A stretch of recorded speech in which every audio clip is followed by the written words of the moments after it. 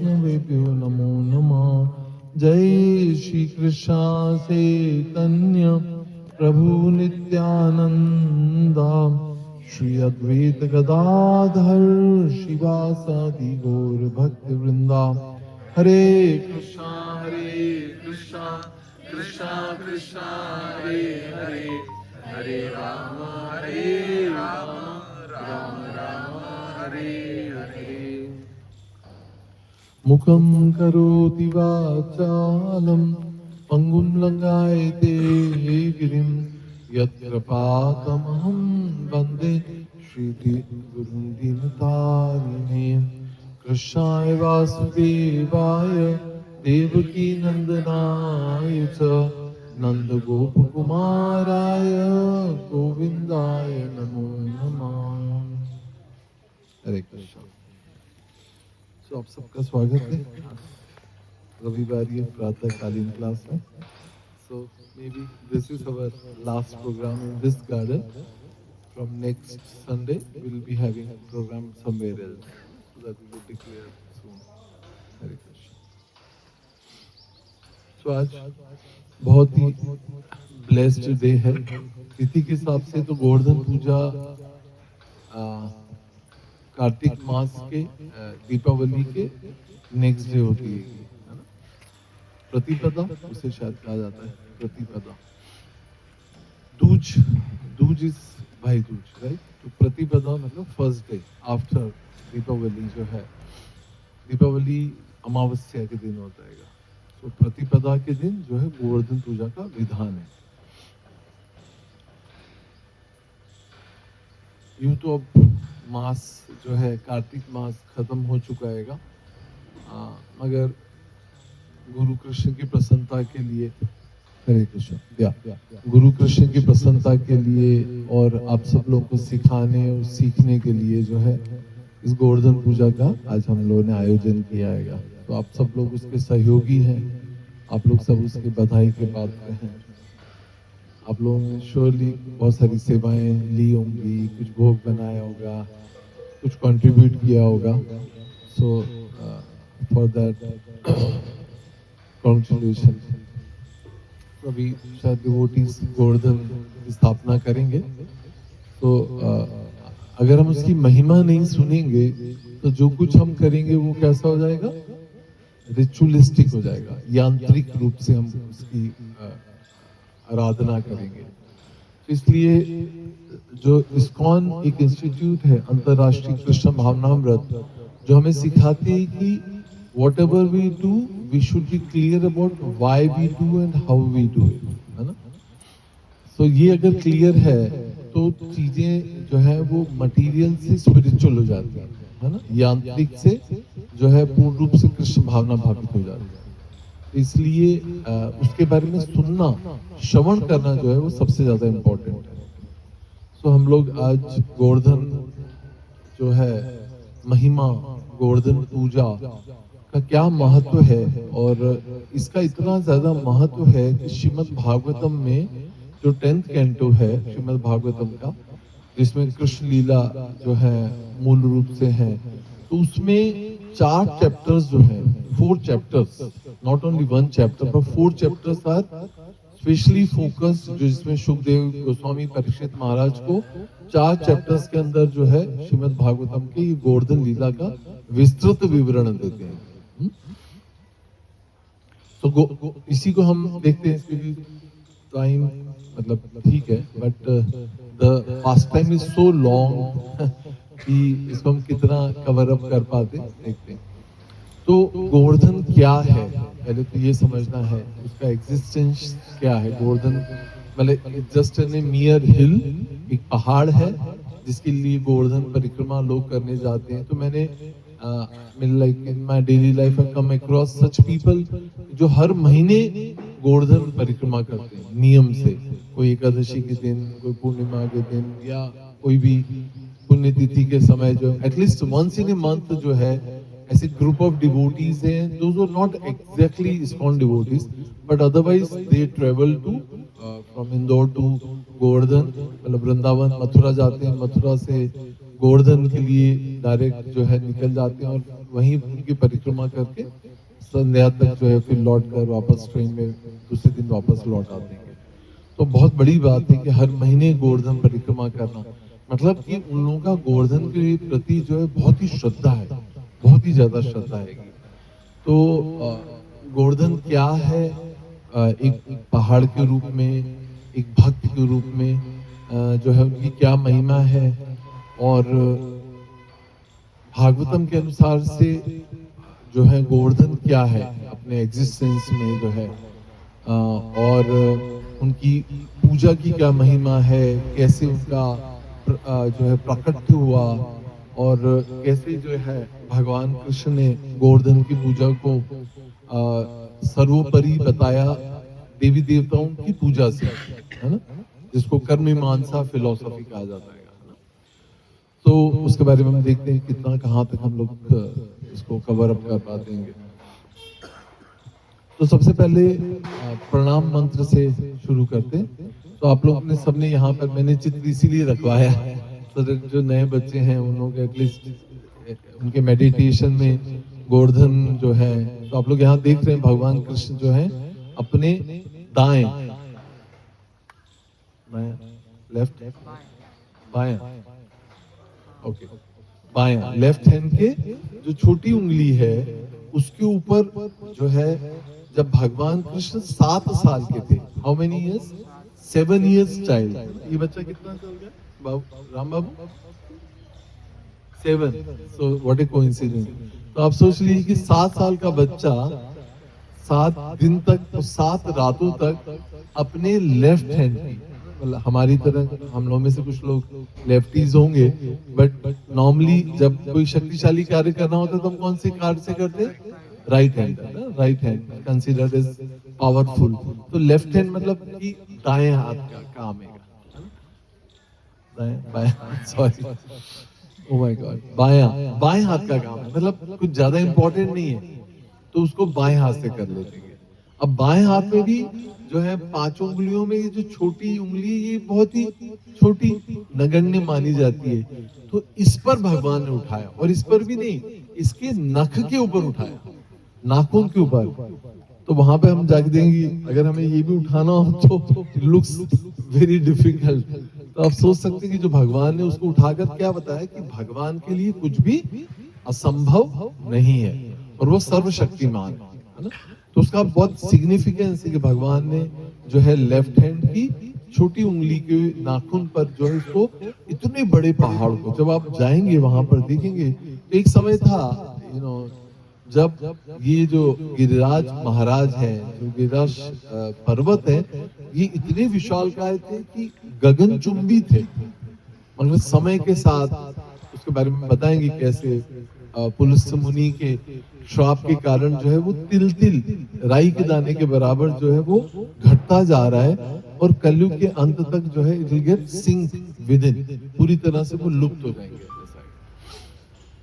So, जब मैं अपना एक्सपीरियंस बताऊं कि जब मैंने पहली बार गिरिराज जी के दर्शन किए तो आई वाज जस्ट लुकिंग कि भाई कहाँ है पर्वत, कहीं दिख ही नहीं रहेगा, है ना। तो जब हम वहां जाकर देखते तो हमें ऐसा लगता नहीं कि there would have been a big hill like Himalaya और इस तरह से कोई बहुत बड़ा पर्वत होगा, ऐसा है नहीं। You don't see because it's sinking, Kalyug is progressing. तो इस तरह से जो है, मगर जब तक हम उसकी महिमा को नहीं समझते तब तक we don't see things with our, मतलब we see things with our material conception, है ना। भौतिक दृष्टि से जब हम आकलन करते हैं या देखते हैं तो चीजों को सही रूप से देख नहीं पाते। तो यही बात हम सुनते हैं कि हम वृंदावन धाम, ब्रज भूमि, मथुरा धाम, ये सब धाम को जो है भौतिक दृष्टि से नहीं पर आध्यात्मिक दृष्टि से देखा जाता है। मतलब और अगर स्पेसिफिक कहा जाए तो वहां पर आंखों से देखने के लिए कुछ भी नहीं है, पर कैसे दिख रहे हैं? कानों से दिख रहा है। कानों से दिख रहा है मतलब पहले कान से सुनना है और फिर उसको देखना है आंखों से, उसे कहते हैं कानों से देखना।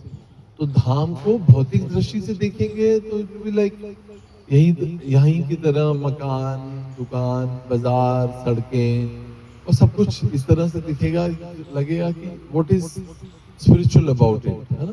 मगर जब तक उसका आध्यात्मिक इम्पोर्टेंस हम नहीं समझेंगे, उसका सिग्निफिकेंस नहीं समझेंगे, उसकी पोटेंसी को नहीं समझेंगे, तब तक हम उसको देख नहीं सकते धाम को, है ना? तो ये जो गिरिराज जी के लिए यहाँ पर जो चित्र है उसको आप देखकर अपने मेडिटेशन में लाइए और हाथ जोड़ के इस मंत्र को उच्चारण करिए। नमस्ते गिरिराजाय श्री गोवर्धनामिने अशेष क्लेश नाशाय परमानंददायिने नमस्ते गिरिराजाय श्री गोवर्धनामिने अशेष क्लेश नाशाय परमानंददायिने। Once more, नमस्ते गिरिराजाय श्री गोवर्धनामिने अशेष क्लेश नाशाय परमानंददायिने। So the meaning is Namaste Girirajaya. He is what? Giriraj. Giri मतलब पर्वत, है ना? So he is king among the hills. The hill which thrills, है ना? अमरेंद्र प्रभु का एक लेक्चर है, उसके उसका नाम है The Hill Which Thrills. Thrill, है ना? Thrilling मतलब जो नाचता है, जो डांस करता है, थ्रिल करता है. So जो गिरिराज है, गिरिराज गोवर्धन, उनका नाम क्या है? Giriraj. So he is the king among the hills. वो जो पर्वतों में, वैसे किसको हम समझते हैं पर्वत कौन है? बड़े से बड़ा पर्वत कौन है? हिमालय.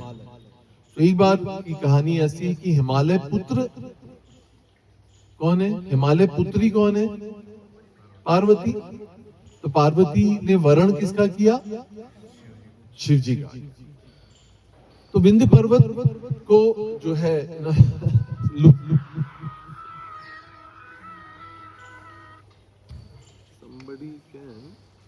चितरी प्रभु का फोन आ रहा है, उनको थोड़ा लोकेशन दे देना प्लीज. तो जो है विंध्य पर्वत को ईर्ष्या हुई, साउंड्स लिटिल मटेरियल, बट उनको ईर्ष्या हुई हिमालय की पुत्री जो है पार्वती से. और पार्वती का वरण कौन है? जवाई कौन है? शिव जी से. मैं भी, उन्होंने बहुत तपस्या की, बहुत लंबे समय तक तपस्या की, और तपस्या का फल क्या प्राप्त किया कि मेरी पुत्री का भी जो हस्बैंड होना चाहिए वो कैसा होना चाहिए? Who should be more powerful than Lord Shiva. So अब कौन हो सकता है कि जो लॉर्ड शिवा, देवाधिदेव महादेव से कोई पावरफुल हो सकता है? वो हो सकता है कौन? भगवान कृष्ण, जो उनके आराध्य हैं, है ना? जिनका वो नाम स्मरण करते हैं सतत. अगर शिव का जब भी ध्यान करो तो कहाँ आता है? शिव जी हर समय आराधना नाम सर्वेशाम विष्णु आराधनाम परम, है ना? तो शिव जी है वो पार्वती को अपनी जंघा पर बिठा के क्या करते हैं भागवतम में? आराधना नाम सर्वेशाम विष्णु आराधनाम परम. वो सिखा रहे पार्वती देवी दुर्गा को कि अगर आराधना करनी हो तो किसकी आराधना करनी चाहिए? विष्णु की आराधना करनी चाहिए. तो भगवान शिव के आराध्य कौन है? राम. ऐसा शास्त्र में वर्णन है कि शिव जी जो है सदैव ही जो है किसका स्मरण करते हैं? राम नाम का स्मरण करते हैं, हर समय नाम जपते रहते हैं.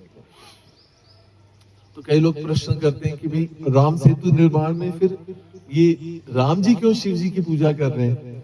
देखते हैं ना, हम शिव जी की शिवलिंग की आराधना कर रहे हैं. तो ये हम जैसे लोग समझ नहीं सकते, मगर ये बहुत ही उच्च स्तर का प्रेम है. जब कोई व्यक्ति अपने इष्ट की आराधना करता है तो क्या इष्ट जो है वो पत्थर तो नहीं है? वो इष्ट भी जो है अपने जो साधक है उसके प्रेम के कारण ही wants to serve. So there is a term which is called as spiritual competition, है ना? Spiritual competition क्या होती है कि भगवान, जो भक्त है वो भगवान की सेवा करना चाहता है, और भगवान किसकी सेवा करना चाहते हैं? अपने शुद्ध भक्तों, है ना। तो हम देखते हैं कि कैसे जब शुद्ध भक्त भगवान के लिए, उसके लिए सब कुछ कौन है, उसका जीवन किसके लिए समर्पित है? भगवान के लिए। तो भगवान स्टोन हार्टेड तो नहीं है, भगवान पत्थर दिल तो नहीं है, तो भगवान भी क्या करते हैं? वो भी, उनके भी जीवन का लक्ष्य क्या हो जाता है? अपने भक्त की सेवा करना। समझ रहे? ये प्रिंसिपल है। तो इसी को हम समझ सकते हैं कि कैसे शिव जी जो है सदैव राम नाम का स्मरण करते हैं, और राम जो है उनकी भक्ति से इतने प्रसन्न होकर उनकी सेवा करना चाहते हैं, है ना। तो ये सब प्रेम का आदान प्रदान है, जिसको लोग मिस इंटरप्रेट करते हैं और सोचते हैं कि कौन बड़ा और कौन छोटा। मगर सच मायने में अगर आप समझेंगे तो प्रेम, जब हम किसी से प्रेम करते हैं तो उसमें कभी भी ऐसी कंपटीशन नहीं होती कि बड़ा, राइट। जो प्रेमी है और प्रेमिका जो है, प्रेमिका प्रेमी की सेवा करना चाहती है, और प्रेमी जो है वो प्रेमिका की सेवा करना चाहती है। अगर उन दोनों में से पूछो कि बड़ा कौन, तो दोनों एक दूसरे को बड़ा बनाए, राइट, है ना। अगर हस्बैंड वाइफ में अगर हम ऐसा सोचें कि बड़ा कौन, तो अगर पत्नी से कहेंगे तो बोलेंगे कि पति परमेश्वर, पर पति से पूछेंगे तो बोलेंगे कि नहीं, मेरी पत्नी नहीं है तो मैं अधूरा हूं। सही है। तो इस तरह से दोनों एक दूसरे के पूरक है। इसलिए भक्त और भगवान दोनों में स्पिरिचुअल कंपटीशन होता है कि वो एक दूसरे को आराधना करना चाहते हैं, एक दूसरे की सेवा करना चाहते हैं। हमारी तरह नहीं कि हमारे अंदर कंपटीशन होता है कि I am better than others, right. But हम ये भी जानते हैं कि ये बेटरमेंट जो है, हमारा जो conception of becoming better than others brings so much of bitterness in our relation, right, है ना। तो हाँ, तो हम कहाँ थे? तो ये जो नमस्ते गिरिराजा है ना, तो ये जो गिरिराज है, ये राजा है, तो इनमें जो स्पिरिचुअल कंपटीशन हो रही है कि तो विंध्य पर्वत जो है बहुत लंबे समय तक आराधना करते हैं, और ऐसे जो है पुत्री को वरण करते हैं और उस आशीर्वाद को प्राप्त करते हैं जो भगवान श्री कृष्ण को प्राप्त करना चाहती है।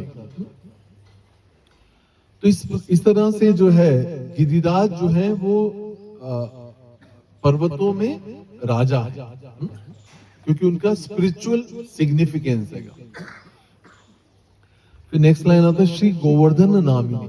तो गोवर्धन, श्री मतलब आउट ऑफ रिस्पेक्ट जो है, और गो मतलब दो मीनिंग होता है। गो मतलब there can be many many meanings, but generally जो है गो मतलब क्या होता है? गाय, और गो मतलब इंद्रियां भी होती है ना। पर यहाँ पर गोवर्धन, वर्धन मतलब टू इंक्रीज, जो जिससे उत्पत्ति होती है, या गायों का वर्धन होता है ना, या गायों का क्या बोलेंगे,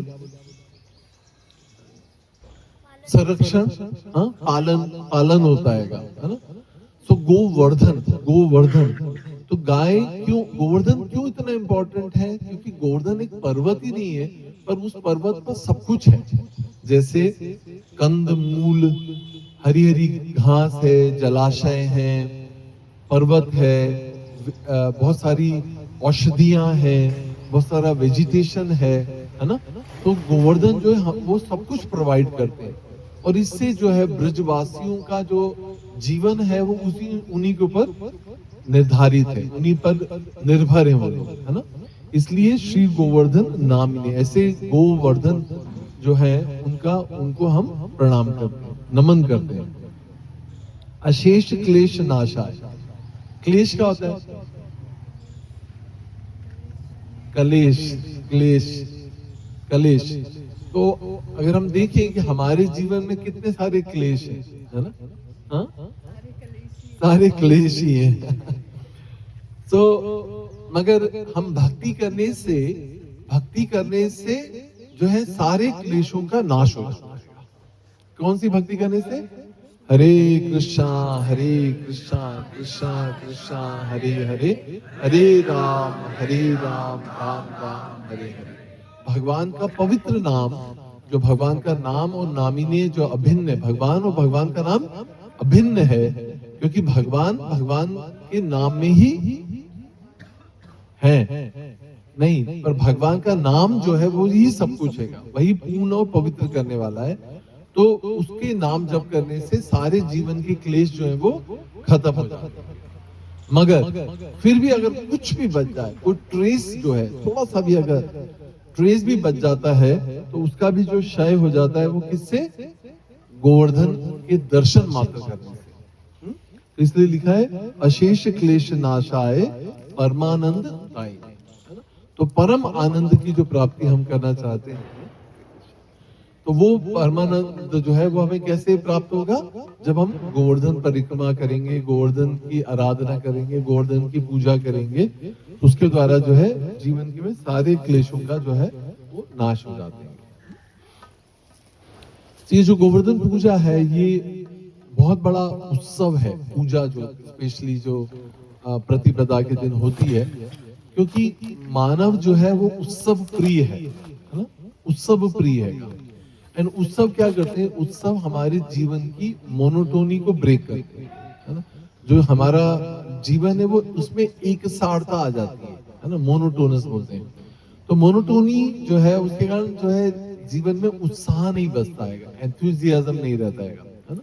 So to break that monotony and to become more enthusiastic in our devotional life, in our human form of life, which is full of celebration and उत्सव, उसके लिए जो है ये एक महान उत्सव का आयोजन किया गया, जिसको बोलते हैं गोवर्धन पूजा। तो आप लोग को पता होगा कि गोवर्धन को जो लिफ्टिंग पास टाइम है, गोवर्धन को जब भगवान ने धारण किया था, और वो किया था किस दिन? प्रतिपदा के दिन। और भगवान ने उसको 7 दिन रखने के बाद उसको नीचे कब रखा था? किसी को पता? जस्ट काउंट योर डेज, तो गोपाष्टमी आ जाती है ना? आफ्टर दीपावली जो है 7th डे इज गोपाष्टमी, जिस दिन भगवान ने गोवर्धन को नीचे उतार के रख दिया था। सो ये बहुत ही विशेष दिन।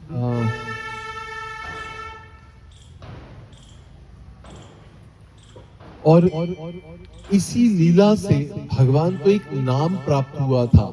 उस नाम का वो कौन सा नाम है, किसी को पता? गिरधारी, जय राधा माधव कुंज बिहारी, गोपीजन वल्लभ गिरिवरधारी, राइट?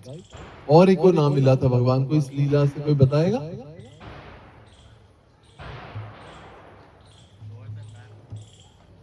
गोवर्धननाथ, ठीक है। और गोविंद, गोविंद नाम जो है वो कैसे मिला था, किसी को पता? ठीक है, ये जो गोवर्धन लीला है इसका एक और नाम क्या है? इंद्र मानभंग लीला, है ना? श्रीमद् भागवत में जब बोलते हैं ये इंद्र के मान को भंग किया था भगवान। तो भगवान एक ही तीर से बहुत सारे प्रयोजन करते हैं, है ना? एक तीर से हम क्या कर सकते हैं? We can just shot one arrow and we can hit one target. मगर भगवान एक ही कार्य के द्वारा जो है मल्टीपल टास्क करते हैं, है ना? तो उसमें हम अभी सुनेंगे कि कैसे इंद्र का मान भंग लीला जो है यही गोवर्धन पास्ट टाइम का बैकग्राउंड है। तो आप लोगों को सबको पता है कि दीपावली का जो दिन है वो किस लिए मनाया जाता है? दामोदर लीला से। इतनी जल्दी भूल गए? पूरे महीने दामोदर कथा की, दामोदर दीपदान किया, भूल गए कि जो है दीपावली क्यों मनाई जाती है? उस दिन दामोदर लीला हुई, उसी दिन दामोदर लीला हुई। तो भागवतम में ऐसा होता है कि एकदा ग्रह दासेशु, जो एक दिन क्या हुआ, यशोदा माँ जो है सुबह सुबह उठकर जो है दही बिलो रही थी, है ना? इसलिए to extract butter out of it, है ना?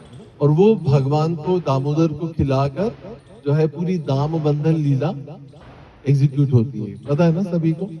मगर भगवान कृष्ण जब सुबह उठे दीपावली के दूसरे दिन, तो देखा कि जो है नौकर चाकर जो है बहुत घर में कोलाहल है, सब लोग कढ़ाइयाँ, गुजिया, मठरियाँ, लाडू, हाँ, इस तरह की बड़ी बड़ी मिठाइयाँ बन रही हैंगी, कई दिनों से बन रही थी। और उस दिन कुछ विशेष हलवा, खीर, छोले बने आज, क्या बन रहा है? चने की सब्जी, पकोड़ा, खीर, ऐसी ऐसी फ्रेश आइटम्स बन रहे थे। तो भगवान तो ब्राह्मण भोजन प्रिय हैगा।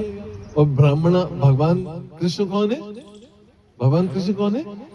नमो ब्राह्मण देवाय गो ब्राह्मण हिताय च जगदिताय कृष्णाय गोविंदाय नमो नमः। भगवान जो है गोविंद जो है सबसे बड़े ब्राह्मण है। और ब्राह्मणों का भोजन क्या है? भोजन प्रिय है।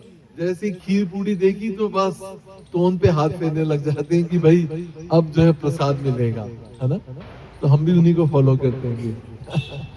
तो हाँ जो है, अब मुझे पक्का पता है कि आप लोगों से आज जो आए हैं वो इस आशा से आए हैं जरूर कि आज जो है गोवर्धन पूजा का आज महाप्रसाद प्राप्त होगा। तो भगवान ने देखा कि आज इतनी खुशबू आ रही है, उन्होंने सोचा कि भाई ये सब किसके लिए? माँ से पूछा, माँ से नहीं पूछा, माँ तो बहुत बिजी होती है। जब घर में फेस्टिवल होता है तो वो माँ बिल्कुल दुत्कार देती है, बोलती है कि आज बात मत करो, आज बिल्कुल समय नहीं है हमारे लिए, हमारे पास तुम्हारे लिए। तो भगवान कृष्ण बड़े इंटेलिजेंट है, बालक है छोटे 7 साल के, जाके जो है नंद महाराज से पूछते हैं कि पिताजी पिताजी बताइए कि आज क्या इतनी हलचल, क्यों इतना सब आयोजन किसके लिए हो रहा है? तो पिताजी जो है थोड़े पेशेंट होते हैं, mothers are impatient but father was little patient. उन्होंने बोला कि तुम खेलो, अभी तो जो है बहुत बड़ा आज पूजा है, आज जो है इंद्र की पूजा, इंद्र पूजा का आयोजन है। भगवान तो सब जानते हैं कि भाई ये सब इंद्र का जो है मान जो है आज भंग करना हैगा। तो उन्होंने जब उनसे पूछा कि भाई आज क्यों इतना सब, इतना आयोजन क्यों किया जा रहा है, तो पिता तो उनके नंद महाराज ने उनको टाल दिया। जैसे कई बार बच्चे हमसे कभी कुछ बहुत पूछते हैं तो बोलते हैं तुम खेलो एलो, जब जाओ बाहर जाके खेलो दोस्तों के साथ जो है। तो नंद महाराज को भगवान कृष्ण, ऐसा भागवतम में आता है कि पूछते हैं कि पिताजी अगर आप मुझे नहीं बताएंगे तो आपके बाद ये पूजा को कंटिन्यू कौन करेगा? है ना? जैसे हमारे कुछ फैमिली कस्टम्स होते हैं कि भाई अगर हम बच्चों को नहीं समझाएंगे तो बच्चे आगे नेक्स्ट जनरेशन कंटिन्यू कैसे करेगी, है ना? जैसे हमारे घरों में श्राद्ध होता है तो हम बच्चों को इन्वॉल्व करते हैं, ऐसा नहीं कि जाओ बाहर जाके खेलो। अगर वो देखेंगे नहीं तो सीखेंगे कैसे? तो भगवान कृष्ण नंद महाराज को कहते हैं कि अगर पिताजी आप मुझे बताएंगे नहीं इस पूजा का प्रयोजन तो मैं सीखूंगा कैसे? तो उन्होंने सोचा हाँ यार बच्चा बड़ा इंटेलिजेंट हैगा, उसको बताना पड़ेगा कि भाई पूजा किसके लिए की जा रही है, ऐसा। तो नंद महाराज कहते हैं क्योंकि इंद्र जो है वो बारिश के देवता है, और हम लोग कौन है? वैश्य, है ना? वैश्य है। तो वैश्य का जीवन क्या है? गो, क्या है? गो कृषि रक्षा, है ना? गो कृषि रक्षा जो है, जो किसान है, जो वैश्य है, तो वो क्या करेगा? उसके लिए गो कृषि रक्षा पर पूरा, आज भी अगर हम देखें तो भारत की इकोनॉमी किसके ऊपर डिपेंड करती है? कृषि के ऊपर। कृषि प्रधान देश है हमारा, है ना? हम लोग लिखते हैं ना बचपन में निबंध में, कृषि प्रधान देश। तो पूरी इकोनॉमी जो है हमारा, सेंसेक्स जो है वो किसके ऊपर डिपेंड करता है? कृषि के ऊपर डिपेंड करता है। अगर अतिवृष्टि हुई या अल्पवृष्टि हुई तो पूरा उसका डायरेक्ट इफेक्ट किसके ऊपर आता है? क्रॉप्स के ऊपर आता है। क्रॉप से सारी इकोनॉमी जो है वो अफेक्ट होती है, राइट? तो जो है नंद महाराज बताते हैं कि क्योंकि हमारा जीवन किसके ऊपर निर्भर है? जल के ऊपर निर्भर है, बारिश के ऊपर। बारिश के को प्रदान करने वाले देवता कौन है? इंद्र है। तो इंद्र की संतुष्टि में ही हमारी प्रॉस्पेरिटी है, हमारी सारी संपन्नता, समृद्धि जो है वो किसके ऊपर डिपेंड करती है? इंद्र की कृपा पर हम आश्रित हैं, ऐसा। तो भगवान यहाँ पर एक बहुत बड़ा लेसन देते हैं जिसको बोलते हैं कर्म मीमांसा फिलोसॉफी। क्या बोलते हैं? कर्म मीमांसा। कर्म मीमांसा मतलब कि जो है अलग अलग फिलोसॉफीज हैं, उसमें से एक फिलोसॉफी कर्म मीमांसा ये कहती है कि जो है कर्म के ऊपर ही हमारा जीवन निर्धारित है ना? भाई काम करो, कर्म करो, कर्म ही पूजा है ना? तो कई लोग भगवद गीता को भी ऐसे ही मिस इंटरप्रेट करते हैं कि भगवान ने भी कर्म प्रधानता कहा, पर वहां पर एक मिसिंग लिंक ये है जो व्यक्ति नहीं समझ पाते बाहर के लोग, ये कि कर्म किसके लिए किया जा रहा है। कर्म करना आवश्यक है, निष्क्रियता आत्मा के लिए अस्वाभाविक है ना? तो अगर आत्मा है तो सक्रिय रहेगा, सक्रिय है इसलिए कर्म करेगा, और कर्म करेगा तो कर्म के फल भोगने पड़ेंगे। पर कर्म प्रधानता तो ठीक है, कर्म मीमांसा फिलोसफी ये क्योंकि कर्म ही पूजा है, ऐसा कह सकते हैं। मगर कृष्ण भावना मत ये सिखाता है कि कर्म किसके लिए करो। अगर कर्म जो है वो भगवान की संतुष्टि के लिए नहीं हैगा, तो वो जो है वो हमारे बंधन का कारण बन जाएगा। और यही कर्म जो है, जो कृष्ण भावना भावित होकर किया जाता है, मतलब सारी जीवन के कार्य जो है अगर कृष्ण सेंटर्ड है, अगर कृष्ण की प्रसन्नता के लिए है, चाहे ऑफिस जाना, पढ़ाई करना, गृह कार्य करना, हर कार्य जो है वो अगर भगवान के सेंटर नहीं हैगा, तो उसकी जो कर्म के जो रिएक्शंस होंगी वो हमारी बंधन का कारण बन जाएंगे, मुक्ति नहीं प्राप्त होगी। पर उसके जो रिजल्ट्स हैं, गुड और बैड, मतलब पायस एंड सिंफुल एक्टिविटीज, दोनों की प्रतिक्रिया के रूप में जीव को पुनः पुनः शरीर धारण करना पड़ता है। अगर हम पुण्य अर्जित करेंगे तो स्वर्ग लोकों में जाना पड़ेगा, जहां पर जो है स्वर्गिक सुख प्राप्त करने से हमारे जो कर्म फल है, जो अच्छे कर्म है, गुड डीड्स है, वो जो है धीरे धीरे रिड्यूस हो जाती हैं, और फिर वापस हमको पृथ्वी पर आकर पुनः भौतिक शरीर धारण करना पड़ता है। और अगर पाप योनियों में पाप करते हैं तो उसके लिए नरक भोगना पड़ता है, और पुनः हमें यहाँ पर जो है जीव धारण जो है करना पड़ता है, शरीर धारण करना पड़ता है जीव को।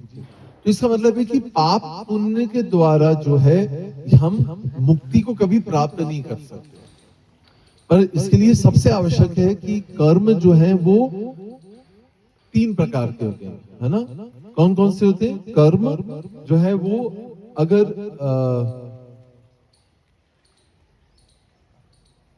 सॉरी, हाँ, पाप और पुण्य तो ठीक है, अकर्म विकर्म, हाँ। तो अकर्म और विकर्म, मतलब जो पाप कार्य होते हैं वो विकर्म कहलाते हैं, और अकर्म जो है वो कृष्ण भावना भावित कर्म को कहा जाता है। अ मतलब नॉट, और कर्म मतलब जो कर्म नहीं किए गए। मतलब क्या कि जो कर्म जो है, जो भगवान की प्रसन्नता के लिए किया जाता है, वो कर्म बंधन को जन्म नहीं देता है, उसकी ना गुड और बैड डीड्स या उसकी रिएक्शंस नहीं प्राप्त होती हैं। इसलिए कृष्ण भावना भावित होकर कार्य करना ही हमें सीखना है ना? तो अब इस प्रकार से या कर्म मीमांसा फिलोसॉफी में मैं समझा रहा था कि जो हमें जो कुछ करना है, यस्मिन तुष्टे जगत तुष्टम, तो जो कुछ हम करें वो किसकी संतुष्टि के लिए करें? भगवान की संतुष्टि के लिए। भगवान को केंद्र में रखकर भगवान के लिए कार्य करने से जीव जो है कर्म के फलों से मुक्त हो जाता है, राइट? तो यहाँ पर जब नंद महाराज जी समझाते हैं कि ये इंद्र की संतुष्टि के लिए होता है, तो 7 साल का बालक जो है लॉजिकली अपने पिता को समझाने की कोशिश करता है, पिताजी हमें जो कुछ प्राप्त होता है वो किसकी कृपा से प्राप्त हो रहा है? गोवर्धन की कृपा से। गिरिराज गोवर्धन जो है, अगर ये नहीं होते तो ये सारी जो हरी हरी घास है, ये जो इतने जलाशय हैं, है ना, जैसे राधा कुंड, श्याम कुंड, और इतने सारे कुंड है वहां पर, तो गोविंद कुंड, इतने सारे कुंड, इतने जलाशय, इतनी हरी घास, हरी हरी पत्तियां, इतनी सारी तरकारियां, इतने सारे फल, इतनी सारी औषधियां, जो कुछ प्राप्त हो रहा है किसकी कृपा से प्राप्त होता है? गिरिराज की। तो हमारे लिए तो जो है ब्रजवासियों के लिए जो भगवान है या जो कुछ प्रदाता है वो कौन है? गिरिराज है। तो मैं चाहता हूं कि आप गिरिराज की आराधना करें। गिरिराज को ये जो भी आप पूजा सामग्री बना रहे हैं, जितने भी भोग बना रहे हैं, ये आप किसको अर्पित करिए? गिरिराज जी को अर्पित करिए। तो बच्चे की बात को इतना सीरियस अगर कोई कहेगा तो हम लेंगे क्या? नहीं। मगर एक्चुअली यहाँ पे समझना होगा कि ब्रज का मतलब क्या है ना? कल ही मैं कुछ भक्तों से बात कर रहा था तो मैं बता रहा था, और आप लोगों को भी कई बार बताया कि ब्रज जो शब्द है उसका शाब्दिक मतलब ये है कि to move with the will and desire of Krishna. भगवान की इच्छा को अपनी इच्छा शिरोधारी करना ब्रज भाव कहलाता है, और जो ऐसा करते हैं उनको ब्रजवासी कहा जाता है, राइट? ब्रजवास जो है ये कोई सामान्य नहीं है, जैसे हम यहाँ इंदौर में पैदा हो गए पर ब्रज में पैदा नहीं हुए।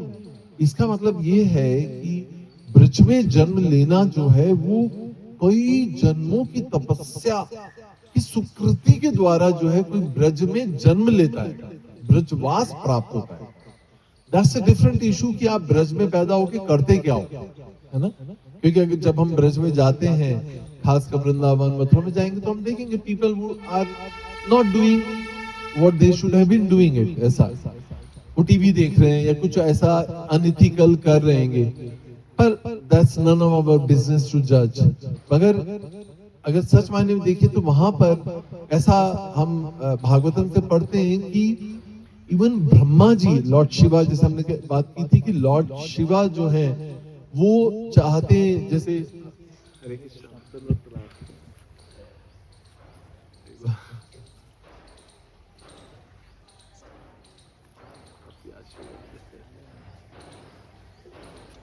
जी के लिए गाले हैं वैष्णव सदाचार प्रभु ये गाले प्रभु जी को ऑफर कर।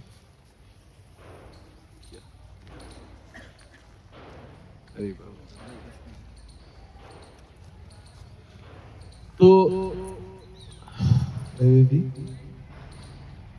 कहाँ थे हम?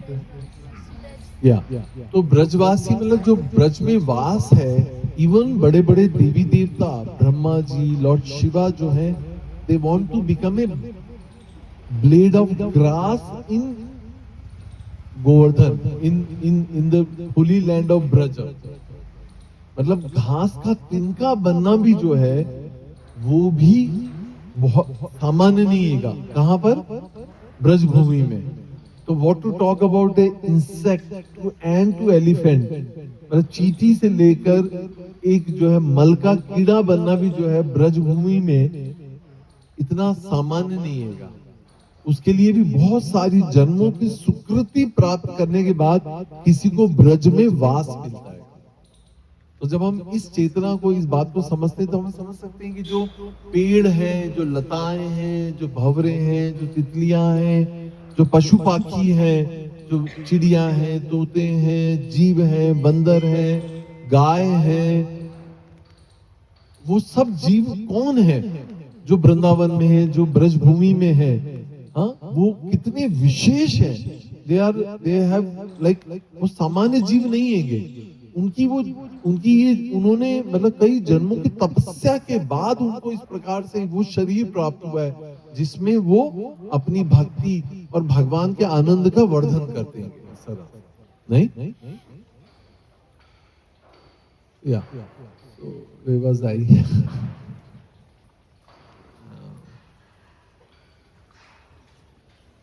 एनीवे, तो somebody can help me? या इंद्र पूजा के लिए, एग्जैक्टली। तो इंद्र जो है, या तो यहाँ पर भगवान कृष्ण कहते हैं कि नहीं पिताजी नंद महाराज, आज से जो है पूजा किसकी होगी? गिरिराज जी की होगी। अब क्या होता है कि सारे, क्योंकि भगवान कृष्ण ने कह दिया मतलब वो ब्रह्म वाक्य है ना, तो सारी ब्रजवासी, क्योंकि भगवान कृष्ण कौन है? नंद कौन है? नंद महाराज कौन है? ब्रज के राजा हैं, राइट? तो जो उनके पुत्र ने कह दिया वो पिता ने मान लिया आउट ऑफ लव, और जो नंद महाराज का आदेश है वो सारे ब्रजवासी जो है वो उसको फॉलो करेंगे, एग्जीक्यूट करेंगे। तो सारे ब्रजवासी जो है अपने अपने घर से थालियां भर के पकवान जो है वो किसको मतलब किसकी पूजा, किसकी आराधना के लिए लेकर आने लगे? गिरिराज जी।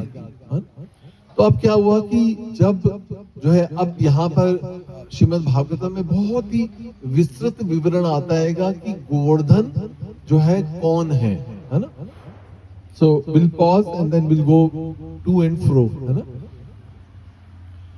तो ये जो गिरिराज गोवर्धन है, ये क्या, is it just a mere a stone? No. तो ऐसा कहा जाता है कि ये जो भगवान राधा और कृष्ण जो है, श्री कृष्ण चैतन्य, राधा कृष्ण नहीं आए, तो हम लोग किसके फॉलोअर हैं? चैतन्य महाप्रभु। तो चैतन्य महाप्रभु के फॉलोअर के रूप में हम समझते हैं कि जो राधा कृष्ण का जो प्रेम है वो अलग अलग फॉर्म लेता है। है ना। राधा कृष्ण का जो प्रेम है, जो तरलता के रूप में है, वो क्या है? राधा कुंड है। राधा कुंड का जल क्या है? वो राधा कृष्ण का जो दिव्य प्रेम है, वो तरलता के रूप में कैसा है? जल के रूप में है। मगर राधा कृष्ण का प्रेम जब कंडेंस फॉर्म में आता है, तो that is what? Giriraj Govardhan है। पर्वत के रूप में, पत्थर के रूप में राधा कृष्ण का प्रेम क्या है? वो गिरिराज गोवर्धन के रूप में। और तरल रूप में क्या है? वो राधा कुंड का जल है। तो इसी तरह से या तो जो गिरिराज है, गोवर्धन जो है, गिरिराज गोवर्धन जो है, इनका प्राकट्य कैसे हुआ, इसके बारे में हम थोड़ा सा कथा विस्तृत विवरण करेंगे। तो जब आध्यात्मिक जगत में राधा कृष्ण गोलोक धाम है ना, इस स्वर्ग नरक से वे अप एंड बियॉन्ड जो है, गोलोक धाम जो परम धाम है, दिव्य धाम है, अचिंत्य धाम है, उस धाम में जब भगवान कृष्ण जो है अनंत ब्रह्मांडों के जो स्वामी है, वो इस पवित्र धाम में, जब जिस ब्रह्मांड में हम हैं, है ना, इसके वासी हम हैं, यहाँ पर आने का प्लान करते हैं, तो भगवान कृष्ण राधा रानी को कहते हैं कि नाउ हे प्रियसी, अब ये समय है कि अब इस ब्रह्मांड में हमें हमारी प्रकाश लीला जो है, हमारी लीला का समय आ गया और तुम यहाँ पर प्रस्थान करो। तो राधा रानी जो है गोलोक धाम को छोड़ के जाएगा। If you are into a very comfort zone, who would like to leave, right? अगर गर्मी के दिनों और एयर कंडीशन रूम से बाहर निकलने के लिए कोई कहेगा, तो कौन जाएगा बाहर? Nobody, right? तो यहाँ पर जो दिव्य धाम है, वहां से राधा रानी को भगवान कृष्ण कहते हैं कि चलिए, लीला विलास का समय आ गया है। तो राधा रानी जो है स्वतंत्र है, कहती है मैं नहीं जाऊंगी अगर वहां पर कौन नहीं है? गिरिराज नहीं है। वहां पर अगर गोवर्धन नहीं है, तेरा पुत्र गोवर्धन नहीं है, या फिर वहां पर यमुना नदी नहीं है, तो वहां पर मेरे जाने का कोई जो है इच्छा नहीं है। तो भगवान कृष्ण कहते हैं कि वो सब कुछ वहां पर प्रकाशित हो चुके हैं तुम्हारी इच्छा से, है ना। तो इसी प्रकार से ये जो गोवर्धन है, ये क्या है? ये भगवान कृष्ण और राधा के हृदय से स्फुरित हुआ है।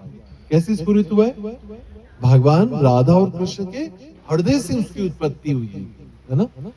सो लीला के लिए, लीला के समय जब ये गोवर्धन का प्रकट होता है, तो ये पर्वत के पुत्र के रूप में, विंध्या पर्वत के पुत्र के रूप में जो है वहां से उनका प्रकट होता है।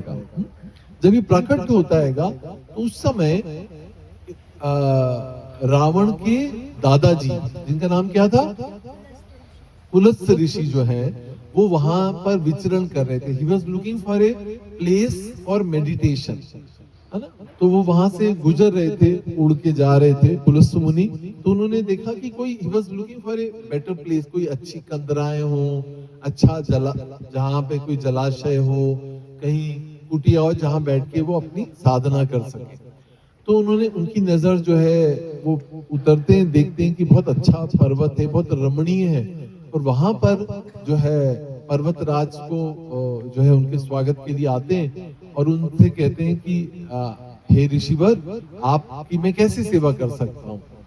तो वो कहते हैं कि आई am looking for a place for my meditation. तो वो कहते हैं सब कुछ आप ही के लिए, सब कुछ यहाँ पर जो है आपकी सेवा के लिए ही है। तो जब वो इस प्रकार से आसपास देख रहे होते हैं, तो उनकी दृष्टि जो है किसके ऊपर पड़ती है?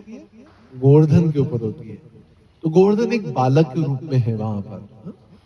तो गोवर्धन जो है एक बालक के रूप में, एक शिला के रूप में है वहां पर। तो इतने बड़े पर्वत के ऊपर वो एक शिला के रूप में, बालक के रूप में है। तो कहते हैं ये जो चीज है, ये जो पर्वत का जो टुकड़ा है, ये बहुत प्रिय है मुझे, मैं इस पर अपनी साधना करना चाहूंगा। तो पर्वतराज कहते हैं कि हे गुरुवर, हे ऋषिवर, आप जो चाहें आप ले सकते हैं, बस मेरे पुत्र को छोड़ दीजिए आप। तो वो कहते हैं कि नहीं, अब मुझे तो पसंद ही वही आ गया है, तो मुझे तो अब वही प्राप्त करेगा, मतलब मुझे तो वही चाहिए, इस तरह से। तो उनकी, क्योंकि ऋषि को जो है असंतुष्ट नहीं किया जा सकता, नाराज नहीं किया जाता है, तो कहते हैं ठीक है, जो भगवान की इच्छा। तो वो कहते हैं कि जो है पुत्र को कहते हैं कि जाओ जो है ऋषि की जो है तपस्या के लिए आप उनको संतुष्ट करिए, जो भी वो मांगे आप उनको दीजिएगा। तो बालक कभी कभी थोड़े हठी होते हैं, तो गोवर्धन उनसे एक शर्त रखते हैं। तो देखिए यस, क्योंकि मेरे पिता ने आपको वचन दे दिया है, आप मुझे कहीं भी ले जा सकते हैं, मगर मेरी एक शर्त है। कभी कभी जैसे बच्चे भी कंडीशनल लव करते हैं ना हमसे, हाँ मैं जाऊंगा मगर मुझे जो है एक कैडबरी चाहिएगा, ऐसा। तो ठीक है, बच्चा क्या मांगेगा।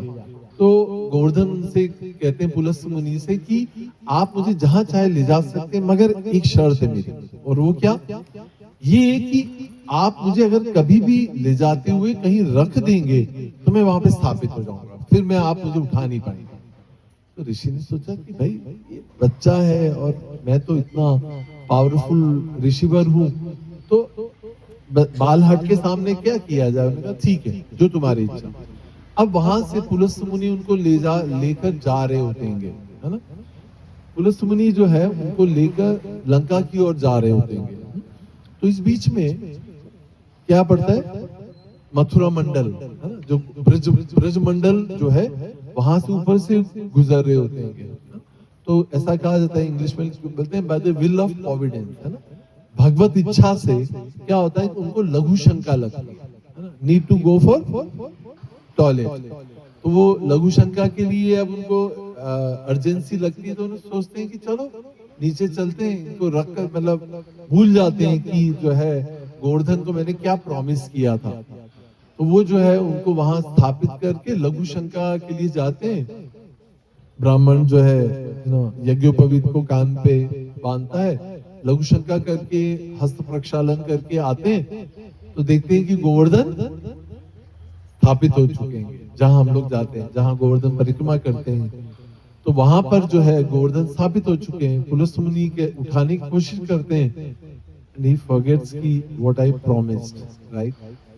तो गोवर्धन जो है कहते हैं, क्षमा करें मुनिवर, आपने प्रॉमिस किया था कि where you will place me, I'll be fixed over, right? तो अब कुछ किया नहीं जा सकता। तो पुलस्त्य मुनि आंखें बंद करके देखते हैं, बोलते हैं कि ये तो सारा तुम्हारा प्रयोजन यही आने का था। You used me as an instrument, तुमने मुझे यूज किया क्योंकि तुम ब्रज में वास करना चाहते थे, तो तुमने जो है यू ट्रिक्ड मी, ट्रिक किया तुमने मुझे यहाँ लाने के लिए।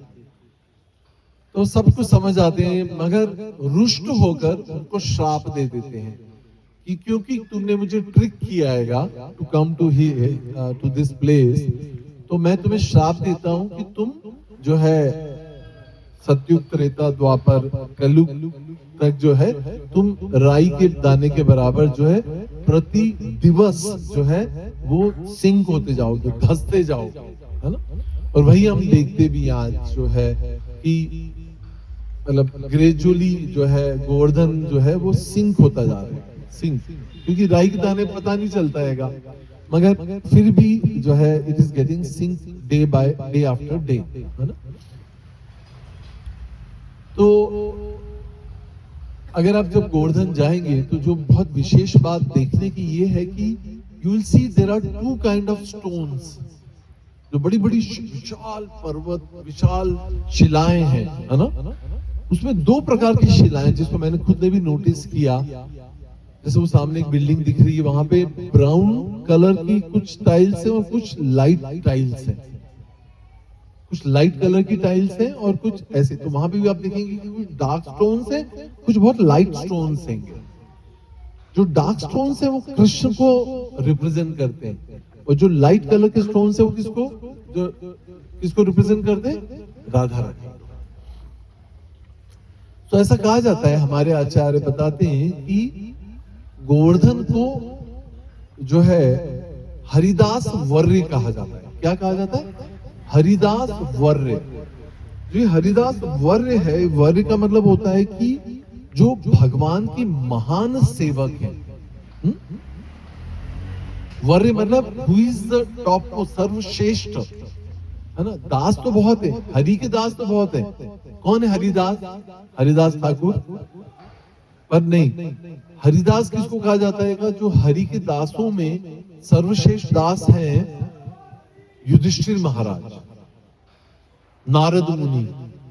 मगर हरिदास वर्य जब कहा जाता है शब्द, तो मतलब जो who is the top most among the servant of the Hari, उनको हरिदास वर्य कहा जाता है।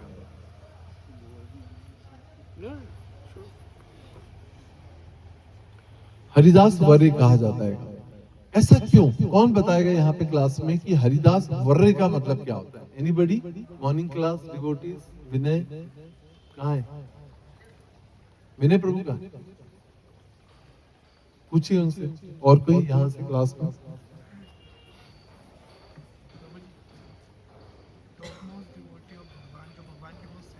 हाँ, वो तो मुझे पता है Haridas, but what makes him Haridas Varya?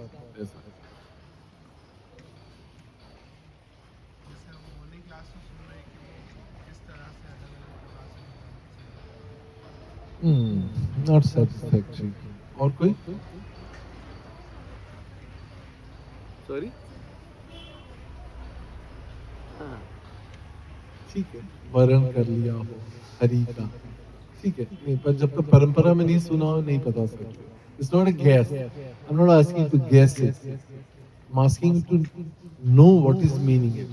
Actually क्या होता है, हरिदास वर्य कोई कैसे बनता है? जब हम भगवान की सेवा करते हैं तो उसमें हमें सुख मिलता है, कष्ट मिलता है, मिलता है। या शी एग्रीज की जब हम कोई सेवा करते हैं तो ऐसे ही नहीं कि सिर्फ सुख ही मिलता है, थोड़ा कष्ट भी मिलता है।